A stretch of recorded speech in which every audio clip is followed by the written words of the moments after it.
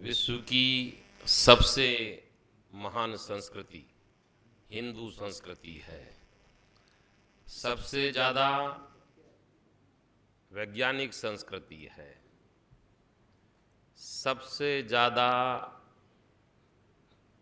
विश्व का कल्याण करने वाली संस्था है, मानवतावादी संस्था है। यही संस्कृति है जो विश्व की मूल संस्कृति है। ये जब मनुष्य इस पृथ्वी पर आया तो वो हिंदू सनातनी ही था। बाकी संस्कृतियां बाद में आई हैं। ईसाई संस्कृति लगभग 2000 साल पुरानी है। इस्लाम की संस्कृति 1500 साल पुरानी है। इस पृथ्वी का जो मूल धर्म है वो हिंदू धर्म है। यही मानवता का धर्म है, क्योंकि इसकी एक एक बात अगर आप देखोगे तो यही विश्व में के लोगों को आनंद से जीवो और जीने दो की संस्कृति का व्याख्यान करती है। आज मंच पर दो महान संस्थाएं बैठी हैं। विश्व की इस सबसे महान संस्कृति हिंदू संस्कृति की सेवा करने वाली, उसकी रक्षा करने वाली, उस संस्कृति को फैलाने वाली विश्व हिंदू परिषद के राष्ट्रीय संगठन मंत्री आदरणीय श्री मिलिंद परांडे जी हमारे मध्य उपस्थित हैं। ये हमारे लिए बहुत गौरव की बात है। यही वो लोग, तपस्वी लोग हैं जिन्होंने इस हिंदू संस्कृति की रक्षा के लिए, हजारों ऐसे प्रचारक लोग हैं जिन्होंने अपने घर बार छोड़ दिए, विवाह नहीं किया और एक तपस्वी की तरह, एक ऋषि की तरह, एक साधक की तरह आज समाज के बीच में साधारण से दिखते हैं। बहुत सारे हम बड़े बड़े ऋषि महात्माओं को देखते हैं, गेरुए वस्त्र में होते हैं, बड़ी दाढ़ी होती है, उनका सम्मान करते हैं। लेकिन असली तपस्वी ये महापुरुष लोग हैं जो रात दिन इस समाज के बीच में अपना संपूर्ण त्याग हमारे लिए कर रहे हैं और इस संस्कृति का प्रचार पूरे विश्व में वर्तमान में 1947 की आजादी के बाद वर्तमान में छत्रपति वीर शिवाजी की भांति अगर कोई महापुरुष है तो भाई श्री सुरेश चौहान के। बंधुओं, मैंने इनके अनेक कार्यक्रम देखे हैं।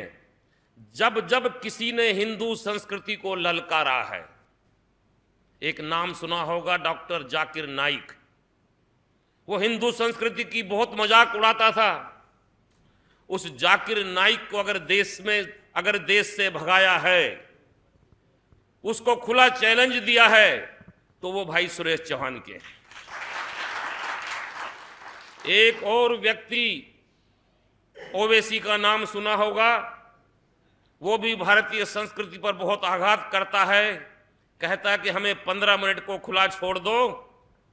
उस ओवैसी को भी आदरणीय सुरेश जी ने उसको खुला चैलेंज दिया कि मैं फलानी तारीख को हैदराबाद के इस मंदिर में आ रहा हूं, और चैनल पर एकदम लाइव बोला। वहां के डीजीपी के, हैदराबाद के डीजीपी का सुरेश जी के फोन आया कि सुरेश जी, इसी फ्लाइट से ओवैसी आ रहे हैं, इसी से आप आ रहे हैं, आप अपनी फ्लाइट कैंसिल करा लो, अगली फ्लाइट से आना। सुरेश जी ने कहा मैं अपनी फ्लाइट कैंसिल नहीं कराऊंगा। ये महापुरुष हैं जो अपनी प्राणों की बाजी लगा रहे हैं। और ऐसा ही हुआ, डीजीपी को झुकना पड़ा। ओवैसी ने अपनी फ्लाइट कैंसिल कराई और भाई सुरेश चौहान के वहां पहुंचे। एयरपोर्ट के बाहर हजारों लोग इनको लेने आए थे और जिस मंदिर में जिस समय नमाज अदा होती थी, जो उसकी घंटी बजती थी, एक पुलिस का एक कांस्टेबल उसको घंटी को पकड़ के खड़ा हो जाता था कि कोई हिंदू घंटी ना बजाए, नहीं तो नमाज में व्याघात होगा। भाई सुरेश चौहान के जी वहां गए, उस घंटी पे बंधा वो कपड़ा खोला, अपने हाथों से वो घंटी बजाई और उस मंदिर के बाहर चारों तरफ का जो एरिया है मुसलमानों का एरिया है, उस हर घर में मुसलमान खड़े हैं। सुरेश जी ने कहा मुझे यहाँ भाषण देना है, तो पुलिस का आईपीएस अफसर कहता कि आप अपनी गाड़ी के अंदर बैठे बैठे भाषण दे दो। सुरेश जी ने कहा नहीं, वो बाहर निकले, उस कार की छत पर खड़े होकर वहीं पर उनको ललकारा। तो मेरे बंधुओं, ये वीर समाजी छत्रपति शिवाजी महाराज की इस भूमि से ही है, शिरडी से।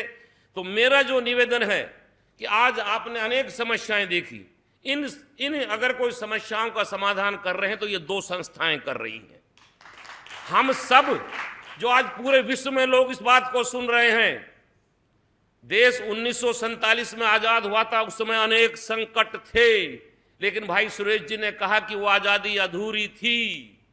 आज भी पाकिस्तान, अफगानिस्तान, इराक, अनेक कंट्री, यहां तक भी अब तो बाबा ट्रंप भी धाड़ने लग गए हैं। तो मेरे देशवासियों, आज इस 15 अगस्त पर जो करोड़ों लोग इस समय इस पृथ्वी पर सुन रहे हैं, कहते हैं ना कि जिंदा रहने की रुत हैं बहुत सारी, मरने के मौसम रोज आते नहीं हैं।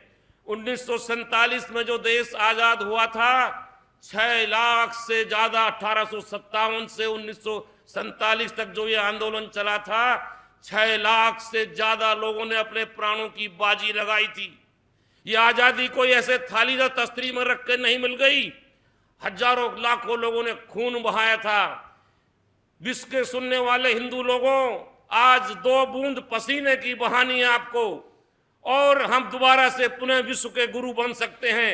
ये जो अभी अगर हम इस भारत में भी 90% हिंदू हैं, अगर 90% हिंदू अगर भारतीय जनता पार्टी को वोट देगा तो पूरे भारत में हर प्रदेश में भारतीय जनता पार्टी की सरकार होगी, हिंदुओं की सरकार होगी। और वो जितनी भी बातें आप कह रहे हैं, जितनी भी समस्याएं आप कह रहे हैं, ये समस्याओं का सबका समाधान हो जाएगा। आज भी कई प्रदेशों में हिंदू धर्म के विरोधियों की सरकार है। आप तलवार गोली नहीं चला सकते, लेकिन हिंदूवादी सरकार को वोट तो डाल सकते हैं। कितनी आसान सी बात है ये, बहुत बड़ी बड़ी बात, बहुत बड़े बड़े त्याग और बलिदान की बात मैं नहीं कर रहा हूं। कितना जो लोग ऐसी विरोधी पार्टियों को, ममता बनर्जी को क्यों वोट देते हैं, जो हिंदुओं की विरोधी सरकार बनाती है, ऐसे राक्षसी प्रवृत्ति वाली उस महिला को क्यों वोट दे रहे हैं हम लोग? वो देने वाले वोट भी तो कुछ हमारे हिंदू लोग हैं। तो पूरे भारत में एक हिंदूवादी सरकार होनी चाहिए। मैं पुनः आप सबको आजादी के इस पर्व की बहुत सारी शुभकामनाएं देता हूं। जय हिंद, जय भारत।